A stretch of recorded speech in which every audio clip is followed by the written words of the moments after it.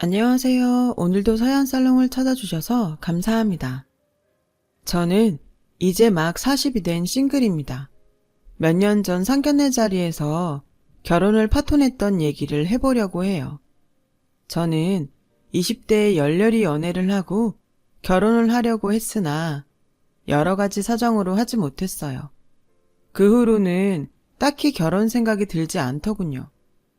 너무 좋아해서 10년을 사귀고도 결혼하기가 어려운데 웬만한 사람 만나서 결혼까지 가게 될지 의문이 많이 생겼어요. 친구들은 결혼할 인연은 따로 있다고 했지만 내키지 않았어요.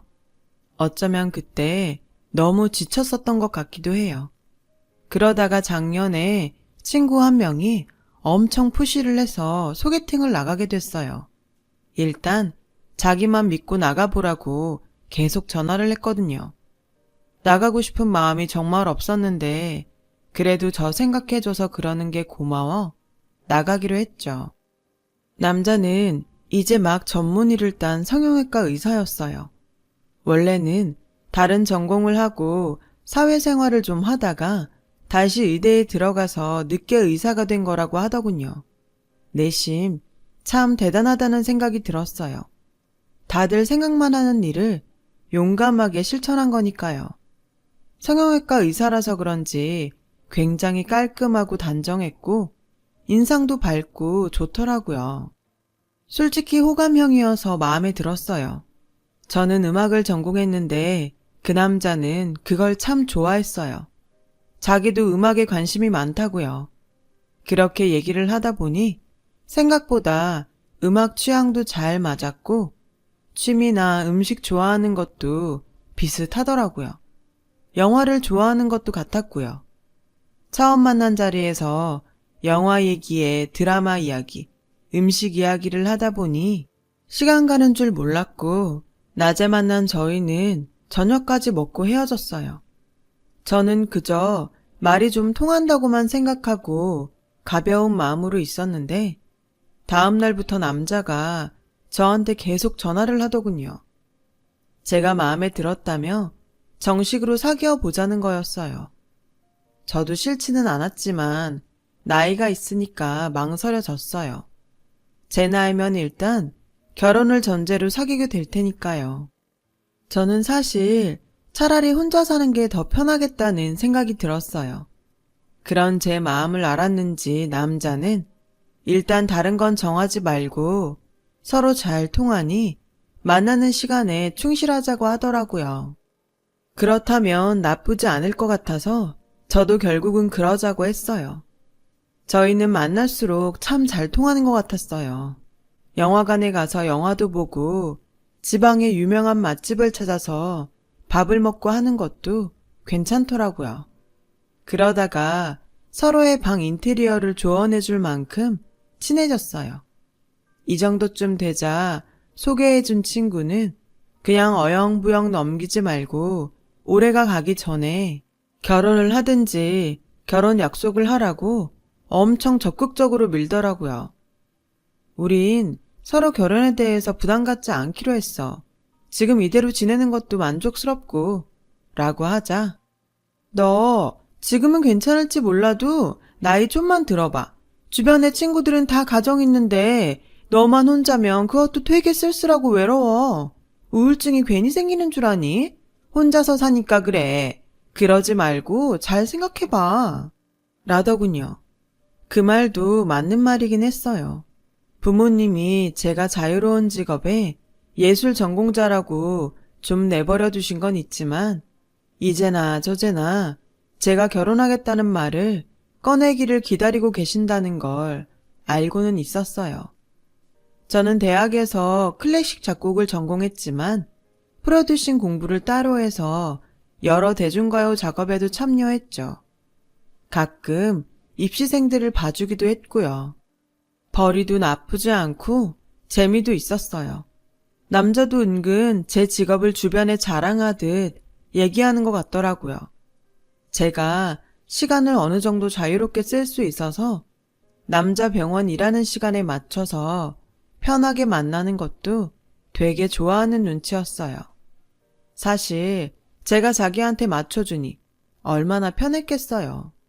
그런 것들이 좋았는지 남자는 언젠가부터 결혼 얘기를 자연스럽게 꺼내기 시작하더군요. 저도 친구나 부모님 때문에 조금 마음이 흔들리긴 했지만 그렇다고 적극적으로 결혼에 발벗고 나서진 않았어요. 그랬더니 이 남자가 점점 집착하면서 어쩌다 전화를 못 받으면 수십 번 하는 거였어요. 왜 전화 안 받았어? 작업했어? 내일 한다며. 거기 있는 사람 누구누구야? 라고 하질 않나? 혹시 나 말고 다른 남자 있는 거 아니야? 그러니까 결혼 얘기만 나오면 이렇게 심드렁하지. 라며 사람 숨통을 조여왔어요. 일하는 시간이 바뀌었어. 자기도 환자 예약 시간 바뀔 때 있잖아. 그거랑 똑같은 거지. 그리고 같이 일하는 사람들인데 누구랑 있으면 뭐? 내가 자기 간호사들 일일이 확인 안 하잖아. 라고 짜증을 냈더니 얼른 아니 그런 의도는 아니었어. 미안해. 화난 거 아니지? 화 풀어. 라고 비굴할 정도로 사과하는 게 반복되곤 했죠. 저는 이런 지겨운 관계로 남게 될 바에야 헤어지는 게 낫지 않을까 그런 생각까지 했어요. 그런데 그런 낌새를 알아챈 건지 어느 순간부터 집착적으로 전화를 안 하더군요. 또 사람이 굉장히 순수해졌더라고요. 뭐든 저한테 잘 맞춰주려고 했고 다신 일하는 거 가지고 말 안 했고요. 계속 그런 상태가 잘 유지되니 저도 이 남자라면 괜찮지 않을까 그런 생각이 들었어요. 친구 말대로 나중에 혼자 외로워지면 어쩌나 하는 마음이 컸죠. 그러던 어느 날 남자는 식사 약속에 핑크 장미 백송이와 반지를 가져와 저에게 청혼을 했어요. 정혜야, 난 진짜 다시 너 같은 사람 못 만날 것 같아. 물론 우리가 결혼을 생각하고 만난 거 아닌 거 알아. 네가 결혼에 큰 뜻이 없다는 것도 알지. 하지만 네가 그런 생각했던 거 엄청 후회될 만큼 내가 매일 재미있는 결혼 생활 만들 자신이 있어. 너도 나 알잖아. 한번 마음 먹으면 뭐든 그렇게 하는 거. 나는 우리가 같이 있을 때 이렇게 좋은데 굳이 결혼 안 하고 이렇게 있어야 할 이유를 모르겠거든. 항상 같은 공간에서 서로 보면서 지내면 얼마나 좋을까? 난 요새 그 생각밖에 안 하고 살아. 너도 솔직히 우리 만나는 거 좋아하잖아. 같이 있으면 즐겁고 그런데 계속 따로 떨어져 살아야 할 이유가 있을까? 나 정말 너랑 결혼하고 싶다. 결혼해줘. 너무도 솔직한 그의 고백에 조금 감동했어요. 내가 뭐라고 이렇게까지 하나 싶은 생각도 들었죠. 저는 그렇게 솔직하고 절절하게 청혼하는 사람에게 대뜸 아니라고 못했고 어영부영 그러다가 정말 결혼 이야기가 진행되기 시작했네요. 저는 남자의 부모님을 만나러 가기 전날 생각이 많아졌어요. 이거 내가 원해서 하는 결혼이 맞나? 말이 잘 통하고 같이 있는 게 즐거우면 정말 결혼하는 게 맞는 건가? 얼떨결에 결혼을 선언하고 나니 여전히 마음에 찜찜함이 있었거든요. 친구는 잘 생각했다고 적극 찬성했지만 어차피 남이 살아주는 인생이 아닌 제 인생이니까요. 그래도 저는 제가 한 결정에 책임을 져야 했어요. 마음은 무겁지만 남자의 부모님을 만나러 갔어요. 저희는 만나면서 서로의 집안 얘기는 하지 않았기 때문에 저도 남자 부모님이나 집에 대해 몰랐고 남자도 저희 집에 대해서는 몰랐어요. 저야 결혼이 전제가 아니니 그 사람 집이나 부모님이 궁금하지 않았고 남자는 제가 말하지 않으니 알지 못했던 거죠. 그래서 남자 집을 가는 내내 꽤 긴장이 되고 겁도 났어요. 시부모님 되실 분들한테 실수라도 하면 어쩌나 싶었거든요. 그래서 선물도 할 수 있는 한도에서 제일 좋은 것들로 준비했죠. 저는 두근거리는 마음을 진정시키며 그 사람과 집에 들어갔어요. 그 사람이 엄마, 아버지, 우리 왔어요. 라고 하자 어머님이 나오셨는데 얼굴에 웃음기가 없으셨어요. 저는 괜히 가슴이 철렁해서 인사를 드렸는데 어머님은 저를 위아래로 쓱 보시더니 제가 가져온 선물을 들고 아무 말 없이 부엌으로 가버리셨어요. 아버님은 거실 바닥에 앉으셔서 TV를 보고 계셨는데 저희한테는 눈길도 안 주시더라고요. 저는 민망한 반, 화난 반, 얼굴로 남친을 쳐다봤고 남친은 리모컨으로 TV를 꺼버리더군요. 저희 왔는데 이러고 있으면 어떡해요? 라며 남친이 원망 섞인 목소리로 말하자 지금 좀 중요한 데 하고 있어서 그랬어. 라고 하시고 마지못해 저희 쪽으로 돌아 앉으셨어요. 아버님은 제가 인사를 해도 받는 둥 마는 둥 하시고 담배를 꺼내 피우시는데 정말 민망하기도 하고 불편했어요. 남친이 아버님한테 계속 눈치를 줬지만 아버님은 본 척도 안 하고 계속 담배를 피시더군요. 그냥 일어나서 가고 싶은 마음이 드는데 어머니가 과일을 깎아서 들고 나오시면서 이 접시 세트 저번에 우리 정은이 환자가 고맙다고 보내온 거야. 어찌나 고급스러운지. 얘네 병원이 환자한테 선물도 못하게 하고 그러니까 어떻게 우리 집 주소를 알아서 이걸 보냈더라니까? 라며 자랑을 하듯 제 앞에 놓으시더라고요.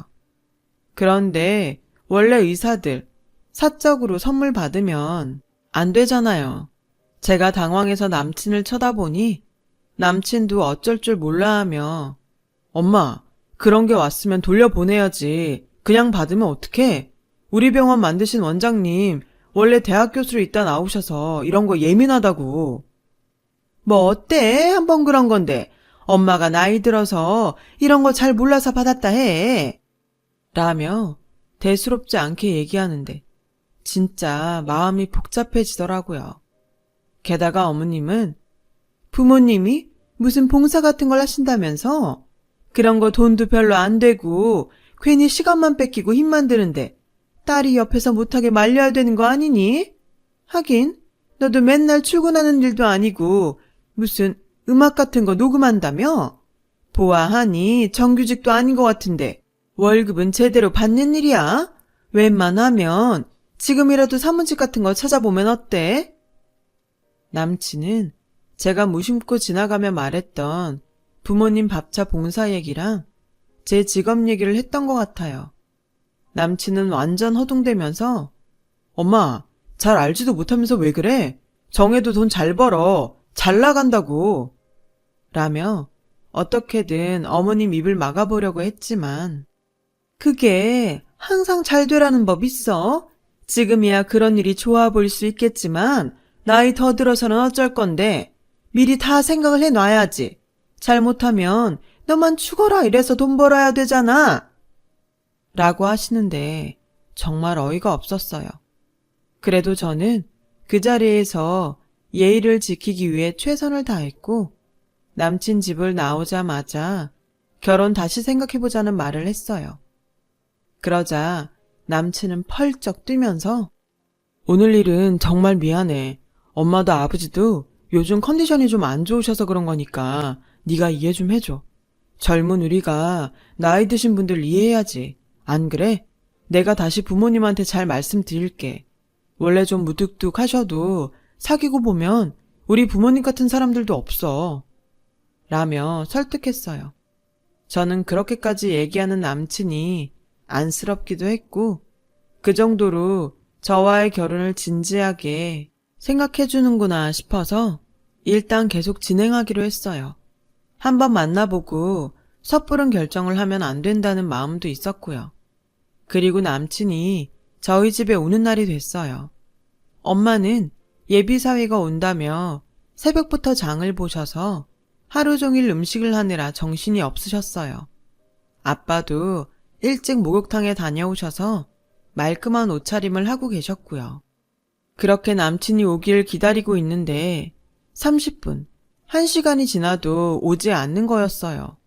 그러더니 결국 2시간이 지나서야 앞에 있던 수술이 너무 늦게 끝나서 다른 수술에 들어가야 된다며 못 온다고 하지 않겠어요? 엄마는 기분이 안 좋아 보이셨는데 애써 표현을 안 하시며 좋게 넘어가셨어요. 아빠는 수술하다 보면 그럴 수 있다면서 이해해주자고 하시고요.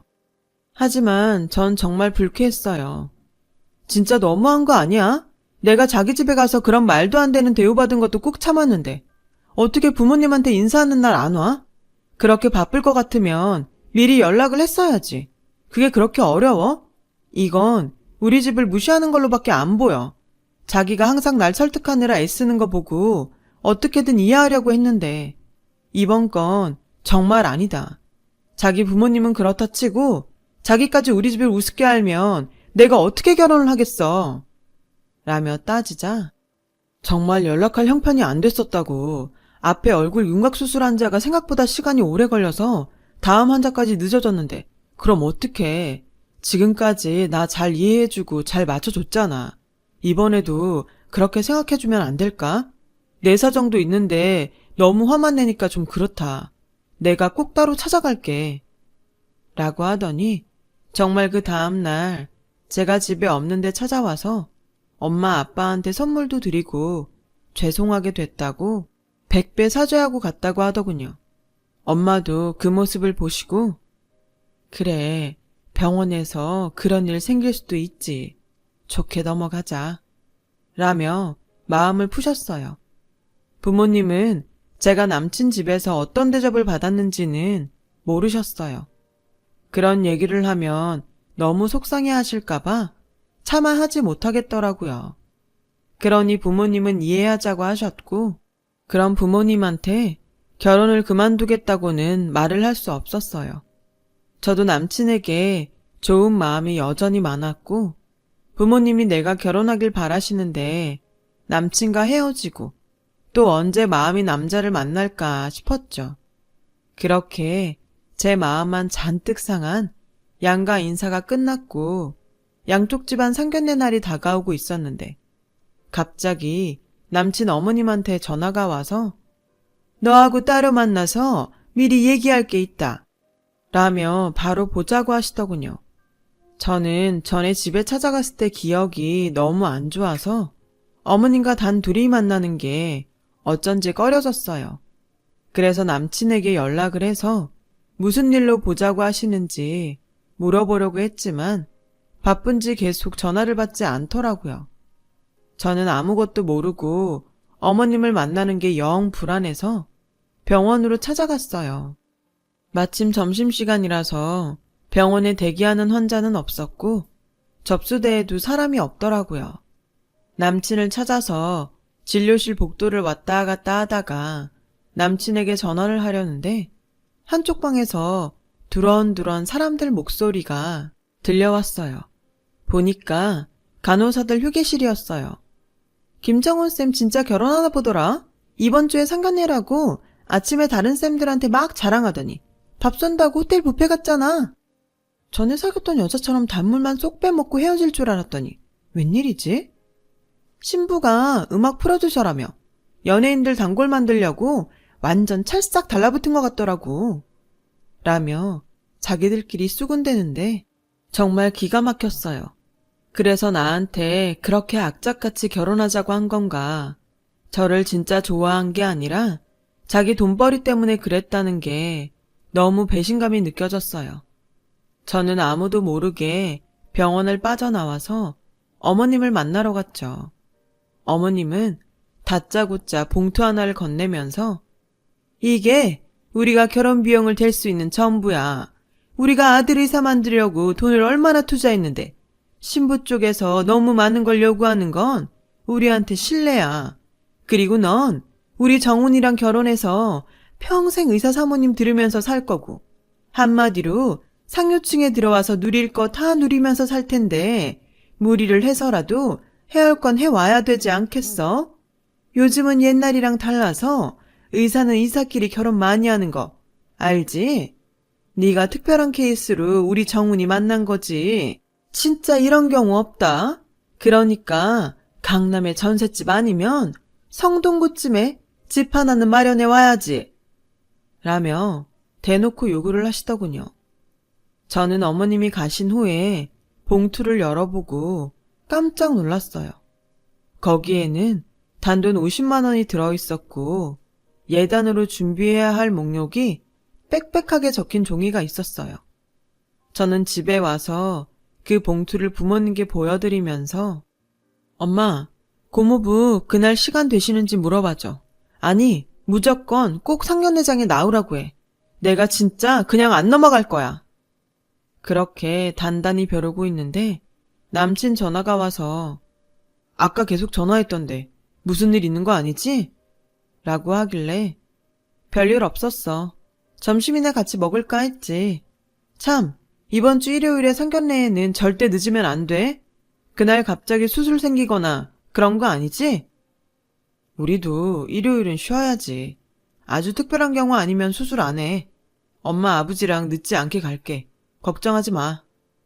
라며 전화를 끊었어요. 저와 부모님은 이미 마음으로 끝을 보자고 결정하고 상견례 날을 기다렸어요. 그렇게 상견례 날이 되었고 저와 부모님이 먼저 약속 장소에 나가 있었죠. 약속 시간이 30분쯤 지나자 남친이 자기 아버지와 들어오더군요. 그 뒤에 남친 어머니가 천천히 따라오셨고요. 어머님은 진한 화장에 화려한 복장을 하셨더라고요.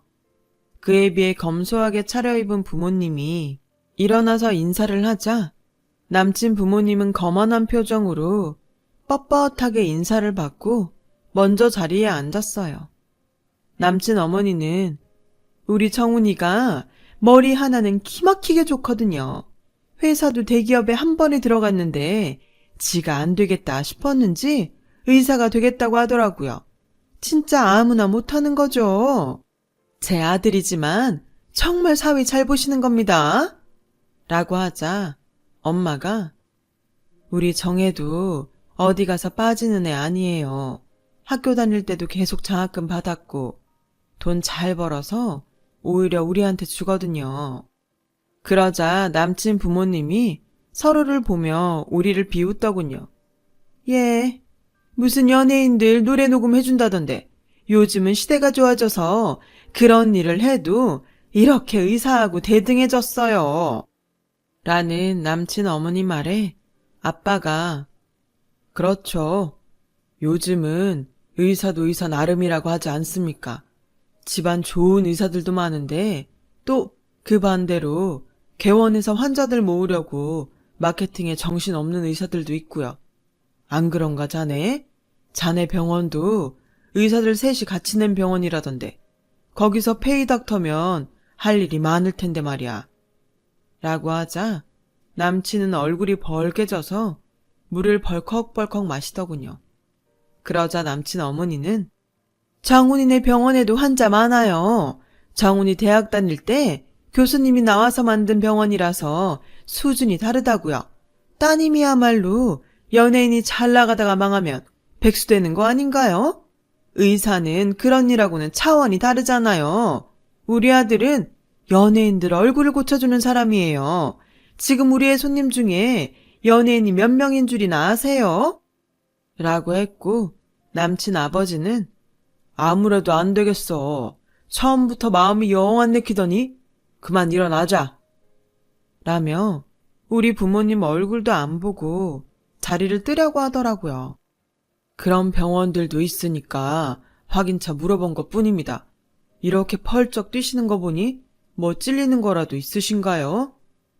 라고 아빠가 말하니 남친 어머님은 눈이 뒤집어져서 찔리긴 뭐가 찔려요. 잘 알지도 못하면서 남의 아들 병원 흠잡으니까 그렇죠. 내가 진짜 이렇게까지는 안 하려고 했는데 아무리 요즘 의사가 예전 같지 않다고 해도 의사 사위 목매다는 집들 아주 많아요. 결혼정보 회사에서도 우리 아들이면 아주 특급 신랑감이라고 했다고요. 그러니까 강남에 집 사주고 결혼 비용 다 될 거 아니면 이 결혼 안 하는 걸로 하겠습니다. 50만 원도 안 내놓으려고 했는데 제가 집에 올 때 아주 이것저것 잔뜩 사왔길래 성의 표시한 겁니다. 그런 줄 아세요? 해올 형편 아니면 못하는 걸로 합시다. 저희도 수준이 비슷해야 되지 않겠습니까? 남친 어머니 아버지가 연달아 말하자 부모님은 알겠다고 하셨어요. 아빠는 서류 하나를 보여주며 이게 우리 부부가 죽으면 정희한테 물려주려고 한 강남 집무소입니다. 20평이 좀 안 되는 작은 거긴 해도 앞으로 재건축할 장소라서 투자 가치도 충분하고 값이 떨어질 일은 없는데 저도 그렇게 제 딸 무시하는 집에 보낼 수 없습니다. 그러자 갑자기 남친 부모님 안색이 변했어요. 남친은 당황해서 자기 부모님한테 막 눈치를 주더라고요. 그래서 제가 자기한테 이번에 컴백하는 가수를 갔나 봐. 내가 소개한다니까 나 믿고 간다고 하던데 대충 봐준 거 아니지? 왜 모르는 척해? 내가 저번에 가수들 갈 거라고 말했잖아.